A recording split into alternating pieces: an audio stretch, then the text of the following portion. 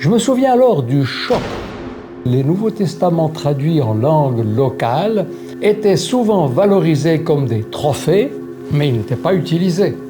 Cette découverte a marqué le début d'une ère nouvelle.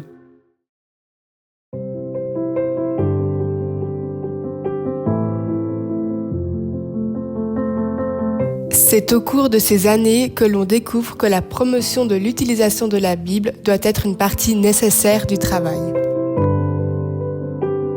La période de 1983 à 1993 nous a marqués.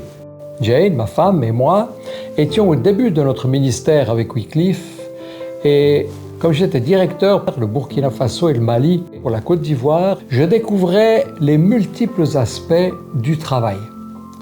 C'était une période passionnante durant laquelle nous avons vu des changements importants dans notre façon de travailler. C'est notamment durant ces années-là que nous avons vu le règne des machines à écrire s'effondrer au profit des ordinateurs qui ont dès lors énormément facilité le travail des traducteurs. Aujourd'hui, je voudrais surtout mentionner que nous avons dû modifier notre manière de comprendre l'étendue de notre vocation de traducteur de la Bible.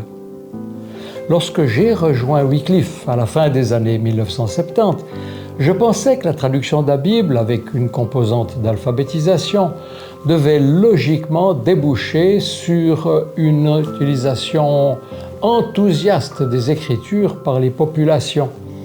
C'est un peu schématique, mais en gros, c'était la façon de voir d'alors. Je me souviens donc du choc qu'a créé un collègue en publiant les résultats d'une large enquête qui montrait que les Nouveaux Testaments traduits en langue locale étaient souvent valorisés comme trophées, mais n'étaient pas utilisés. Cette découverte a marqué le début d'une ère nouvelle, mais aussi un énorme défi. Comme directeur, je me rendais compte que les équipes avaient déjà beaucoup à faire, et pourtant, chacune devait voir comment élargir sa façon de travailler pour qu'au final, la traduction soit utilisée. Ce n'était pas évident, surtout en Côte d'Ivoire, où le français avait un tel prestige que les langues ivoiriennes n'étaient souvent pas considérées comme dignes d'intérêt. Je me souviens par exemple du Nouveau Testament en langue bété, publié en 1982, que seulement une vingtaine de personnes pouvaient lire. C'était un vrai fardeau pour nous. C'est alors qu'un couple, nouvellement arrivé en Côte d'Ivoire, a accepté de consacrer quelques années pour réfléchir et pour trouver des solutions. Avec une équipe, ils ont développé du matériel pour faciliter l'apprentissage de la lecture, comme des syllabaires et des textes simples pour s'entraîner.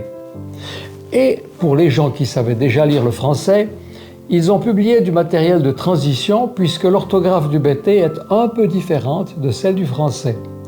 C'était tout un programme à mettre sur pied. Il fallait aussi de nouveaux outils. Et une équipe tout à l'ouest de la Côte d'Ivoire, par exemple, a diversifié son travail et mis la priorité sur la traduction des textes de la liturgie catholique annuelle pour qu'ils soient utilisés dans les églises par les catéchistes. Ils les ont même enregistrés sur cassette pour que les gens puissent les écouter, ce qui est très important dans une culture où l'oralité dominait. Il y a eu donc de belles choses, mais aussi des épreuves. En 1984, le 19 août, je ne peux pas l'oublier, nous avons perdu Jacob Krebs, un précieux collègue et un ami suisse qui laissait derrière lui une veuve, Suzanne, et leurs 3 enfants en bas âge. Quel chagrin! Ils nous soutenaient de tant de manières, ils nous ont énormément manqué. Mais en dépit de ces difficultés et des déceptions, nous avons goûté au privilège incontestable de pouvoir faire partie d'une équipe internationale ayant pour vocation de rendre la parole de Dieu accessible dans le monde entier. Je n'ai jamais regretté de m'être engagé avec Wycliffe et j'encourage tous ceux qui vibrent avec cette vocation à aller de l'avant.